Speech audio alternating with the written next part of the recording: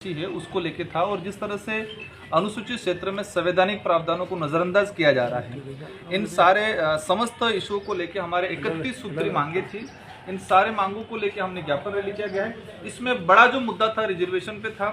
Reservation पे एक सबसे बड़ी समस्या ये आ रही है कि हमारे रिजर्व कैटेगरी एसटी हो या एससी हो या ओबीसी जो भी हो, लेकिन अनुसूचित क्षेत्र का रिजर्वेशन पॉलिसी अलग तरह की बनी हुई है। संवैधानिक अनुच्छेद 244(1) 5वीं अनुसूची के तहत सारा आइडेंटिफाई किया गया है कि शेड्यूल एरिया में रिजर्वेशन पॉलिसी किस तरह से रहेगी। अब सुप्रीम कोर्ट का एक जजमेंट आया है, उसमें कैटेगरी वाइज मतलब कोटे में कोटा का जो आया है, और उसको लेके पूरे देश के अंदर माहौल बना हुआ है। अलग अलग तर्क निकाले जा रहे हैं। कुछ लोग सत्ताधारी लोग, मैं एज ए पार्लियामेंट मेंबर हूं और उसी दौरान प्रधानमंत्री जी ने स्वयं ने कह दिया कि इसको हम लागू नहीं कराएंगे। कुछ यहाँ पर अलग स्टेटों में 2-3 स्टेटों में कुछ लागू किया गया। इसके अंदर क्रिमिनल का भी फैसला आया। तो एज ए प्रधानमंत्री जी ने भी क्रिमिनल के लहा का सारे जो सांसद मिलने गए थे उनको कहा कि हम लागू नहीं करेंगे। उधर कुछ और बोल रहे हैं, धरातल पे बीजेपी का कार्यकर्ता कुछ और बोल रहा है। धरातल पे जिस तरह से आज अनुसूचित क्षेत्र के अंदर जो लोग आरक्षण विरोधी जो नीतियां लाए, यहाँ जाने अनजाने में या उनके कोई पर्सनल इंटरेस्ट की वजह से जिस तरह से 2013 की अधिसूचना जारी की, शेड्यूल एरिया के अंदर एक शेड्यूल एरिया और नॉन शेड्यूल एरिया के प्रावधान अलग अलग हैं। इनको समझ में कई अधिकारियों को भी नहीं आ रहा है, कई जनप्रतिनिधियों को भी नहीं आ रहा है। तो शेड्यूल एरिया के अंदर राज्यपाल महोदय द्वारा 2013 के अंदर एक अधिसूचना जारी की गई। उसमें 45% एसटी, 5% एससी, उसको लेके हाईकोर्ट में बंधा गया और वो अधिसूचना निरस्त हो गई। 2016 में एज इट इज अधिसूचना वापस लागू की, और वही उस अधिसूचना को लेके भी हमने कई बार चैलेंज किया। तो अक्टूबर 2019 में एक नई अधिसूचना आई। उस अधिसूचना के आधार पे वर्तमान में भर्तियां हो रही है।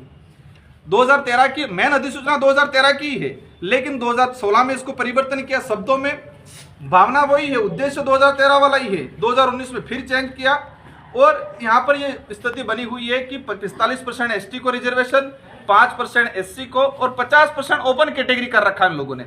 लेकिन ओपन कैटेगरी के अंदर पुलिस डिपार्टमेंट की बात करें हम, कि जो बंदा अगर जनरल मेरिट टॉप कर रहा है उसको भी रिजर्व कैटेगरी में डाला जा रहा है। मैंने सारा डाटा मेरे पास पड़ा है, गवर्नमेंट को लेटर लिखा है, और आज के ज्ञापन में भी हमने ये चीजें दी गई है। तो जो रिजर्व कैटेगरी का बंदा अनरिजर्व में जा रहा है, यहाँ पर 75% ट्राइबल इलाका है और ट्राइबल इलाके को 45%। इसमें एक सबसे बड़ी समस्या ये है कि जो 45% रिजर्व कैटेगरी से अनरिजर्व कैटेगरी से बाई चांस कोई बंदा लग भी गया है, तो उसको पदोन्नति में इसकी कैटेगरी जो गणना की जा रही है, उसकी गणना रिजर्व कैटेगरी में ही की जा रही है। तो ये सारा का सारा खेल 2013 की अधिसूचना, उस 2013 की अधिसूचना को लेकर मैंने कई बार कहा है कि ये आदिवासी बाहुल्य क्षेत्र के लिए काला कानून है। तो वही जो 2013 की अधिसूचना पास कराने वाले लोग आज नए सिरे से आरक्षण करके आरक्षण का मुद्दा बना के लोगों को गुमराह कर रहे हैं। सारे लोग एक पॉलिटिकली एजेंडा बना रखा है। बीच में आयोजन किया गया, बीजेपी के लोग एक पहली बार देख रहे, सत्ताधारी लोग रैली और आंदोलन कर रहे हैं। यार सत्ताधारी लोग कब करते हैं? हम पहली बार ये चीज देख रहे हैं। आप सत्ता में हो, पूर्व सांसद, सारे विधायक वर्तमान बीजेपी से जुड़े हुए, बीजेपी के प्रत्येक पदाधिकारी, बीजेपी के सारे नेता मिलकर रैलियों के लिए आंदोलन कर रहे हैं। वो भी आरक्षण की बात कर तो वही चीज कह रहा हूं मैं, आप चाह रहे हो तो लागू करा लो। सत्ताधारी लोग, आपकी सरकार है। आप एक वक्त कहते थे डबल इंजन की सरकार, यार आपकी डबल ट्रिपल इंजन की सरकार है। अब लागू करा, तो आपको रैली करने की क्या जरूरत है? मेन कोटे में कोटा जिस तरह से ये चाह रहे कि मीणा अलग, भील अलग, गरासी अलग, सहरी अलग, धानका अलग। ये राजस्थान के अंदर टोटल 12 से 15 अनुसूचित जनजातियां हैं।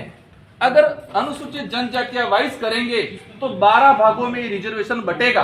कैसे बटेगा, किस तरह से होगा? ये इंप्लीमेंट, उनको रिजर्वेशन देना उद्देश्य नहीं है, उनको आपस में लड़ाना मेन उद्देश्य है। हम चाहते हैं कैटेगरी वाइज किया जाए, कोटे में कोटा किया जाए, क्षेत्र के आधार पर कर दिया जाए। हम भी चाहते हैं डूंगरपुर का बांसवाड़ा गरीब बच्चा एसडीएम बने, तो क्षेत्रीय आधार पर किया जाए। अनुसूचित क्षेत्र का अलग हो जाए, डीटीएस ये रेगिस्तान इलाके के ट्राइबल मांग रहे वो अलग हो जाए, गैर अनुसूचित क्षेत्र का अलग हो जाए, और सहरिया का 2019 में शायद कर रखा है, वहां पर सहरिया को अलग से रिजर्वेशन पॉलिसी दे रखी है। तो हम ये 4 भागों में, राजस्थान के अंदर जो मेन रिजर्वेशन प्रशासनिक सेवा में जो मिल रहा है उसको 4 भागों में डिवाइडेशन किया जाए। अनुसूचित क्षेत्र का रिजर्वेशन पॉलिसी है, तो जो संविधान की मूल भावना के अकॉर्डिंग इसको लागू किया जाए। ये मूल लड़ाई है हमारी। तीसरा नंबर पे हमारा जो पानी का इश्यू है, 1966 में तत्कालीन मुख्यमंत्री मोहनलाल सुखाड़िया जी थे, और गुजरात में पाटिल करके मुख्यमंत्री जी थे, माही डैम बनाया, लोग हमारे विस्थापित हुए, यहाँ प्रताड़ित हुए, आज भी उन लोगों को मुआवजा नहीं मिला है। और 40 टीएमसी पानी गुजरात उपयोग कर रहा है, करना बनाया, करना के लोग विस्थापित हुए, बांसवाड़ा डूंगरपुर के लोग 100% पानी गुजरात उपयोग कर रहा है। उस समय समझौता हुआ, उस समय यहाँ का लोग जागरूक थे नहीं, इस चीज को समझ नहीं पाए। तो ये समझौतों के अकॉर्डिंग इस बात को मैंने प्रधानमंत्री जी को भी समझाया है। तो ये लोग इस बात को लेकर आंदोलन कर रहे हैं। आप सरकार बैठी है डबल इंजन की, गुजरात में भी आपकी सरकार है। इन समस्त इशुओं को लेके एक भी चीज में कोटे में कोटा हो जाता है तो रोस्टर प्रणाली किस आधार पर लागू होगी, क्योंकि रोस्टर प्रणाली में 12 से 13 सीटें आना अनिवार्य है। अब कोटे में कोटा हो जाएगा, वो सीटें आएगी नहीं, रोस्टर प्रणाली लागू ही नहीं होगी। तो ये समस्त इशुओं को लेके और पिछले 2013 से लगा के आज तक की जितने जो भर्तियां हुई है, इन भर्तियों की स्टडी करते हैं तो यहाँ के ट्राइबल के बच्चों को नुकसान हुआ है। एक चीज है ईडब्ल्यूएस सरकार कह रही है, मैंने क्वेश्चन पूछा, सरकार ने जवाब दिया ईडब्ल्यूएस लागू नहीं है। पिछली 2 भर्तियों के अंदर ईडब्ल्यूएस दिया गया। ईडब्ल्यूएस के लिए अलग से राज्यपाल महोदय द्वारा कोई अधिसूचना जारी नहीं की, मतलब अंधा कानून चला रहे हैं यहाँ पर। पैसा एक्ट का हमारा जो डाल रखा है, अब ये जितने जो जमीन है, माही कैनाल, हम भी चाहते हैं पानी पहुंचे। भूमि अधिग्रहण 2013 के अंदर स्पष्ट लिख रखा है कि आपको जन सुनवाई करनी है, आपको पैसा एक्ट के तहत ग्राम सभा से अनुमति लेनी है, इसके बाद आपको। अब लोगों को मुआवजा नहीं लिया है, मुआवजा नहीं मिला है, पैसा एक्ट के तहत ग्राम सभा बनी है, न जन सुनवाई की गई है, और कालाबाजारी के तहत कुछ लोग इधर इधर जमीन लोगों को बिगाड़ रहे हैं। तो ये मैं जहां तक समझता हूं, इन चीजों को हम छोड़ने वाले नहीं, हम पीछे पड़ के रहने वाले। जो भी अधिकारी है, जो भी वो अगर कानून की अवहेलना, पैसा एक्ट सबके लिए लागू, पैसा एक्ट की अवहेलना करते हैं अधिकारी, तो उनके खिलाफ भी कार्रवाई की जाएगी। बांसवाड़ा विधायक अर्जुन सिंह बामनिया भारत आदिवासी पार्टी को कहते हैं कि लंबी रेस का घोड़ा नहीं है, 5 साल में निपट जाएगा। अब जो घोड़ा दौड़ता है उसको भी पता है कि वो कितनी लंबी रेस का घोड़ा है, ठीक है। वो तो मैं क्या, जनता तय करती है कि किसको, राजनीतिक जो है एक लोकतांत्रिक दौड़ में किस घोड़े को कितना दौड़ाना है, वो तय, उसकी नीति, उसकी सोच, उसके विचार करते हैं, और साथ में जनता का बहुमत तय करता है। तो वो जनता तय करेगी और हमारी नीति, हमारे विचार और हमारे उद्देश्य तय करेंगे। विधानसभा चुनाव में तो बहुत अच्छा गठबंधन रहा था सर, और विधानसभा ने लोकसभा में रहा था। लोकसभा में जो सिचुएशन जो बनी थी उस समय हम खुद मानते हैं कि कहीं न कहीं इंडिया अलायंस के कुछ लोगों का, 100% नहीं कह सकते, कुछ लोग ऐसे भी जो अंदर खाने बीजेपी को काम कर रहे थे, जिन लोगों का सहयोग रहा है उनका एहसान आज भी हम मानते हैं, और उनकी जो भी बात होती है आज मेरे पास आते हैं, उनके काम में करता हूं। हम एहसानमंद लोग हैं, किसी का मतलब इधर उधर काम नहीं करेंगे और किसी को नजरअंदाज नहीं करेंगे। मैं सबका भी सांसद हूं, मेरे पास जो भी व्यक्ति आएगा, किसी भी विचारधारा, उनका काम करेंगे। अब उनके बोल कैसे हैं, वो क्या है, वो तो वही जाने। बांसवाड़ा को संभाग हटा दिया, उसके लिए क्या कहेंगे? बांसवाड़ा को संभाग से हटा दिया, उसके लिए क्या कहेंगे? हाँ, बांसवाड़ा संभाग को लेके भी हमने इस इशू को लेकर हमारे कुछ वक्ताओं ने बताया गया है। आज जब संभाग लाए तो वही नेता उस समय फूल बंटवा रहे थे, माला पहन रहे थे संभाग के नाम पे। आज संभाग हटाए तो वो कह रहे हैं ठीक है, कोई दिक्कत नहीं, वो सरकार की नीतियां है और वैसे जरूरत नहीं थी। आज राजस्व के इशू अगर माने तो हमारे लोगों को जाना पड़ रहा है, वहां उदयपुर जाना पड़ रहा था।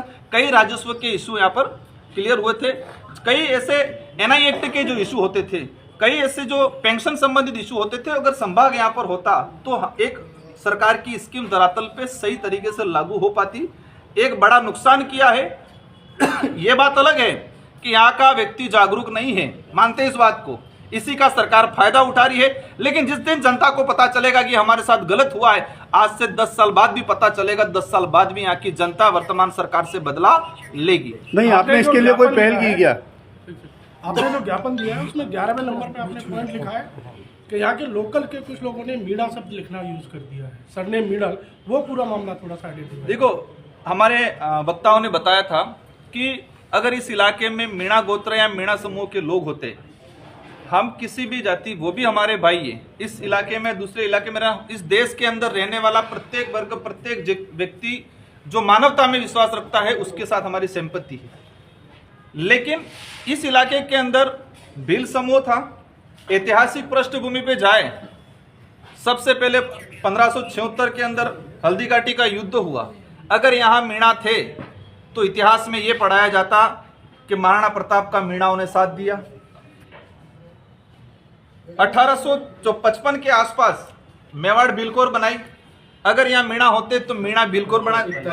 1841 में मेवाड़ बिलकोर बनाई। अगर यहाँ मीणा होते तो मेवाड़ मीणा कोर बटालियन बननी चाहिए थी। इसके बाद हम आते हैं आजादी के बाद 1965 तक सारे राजस्व रिकॉर्ड में बिल लिखा हुआ है। 1965 के बाद यहाँ पे लोगों के नाम मीणा मीणा दर्ज किया गया है।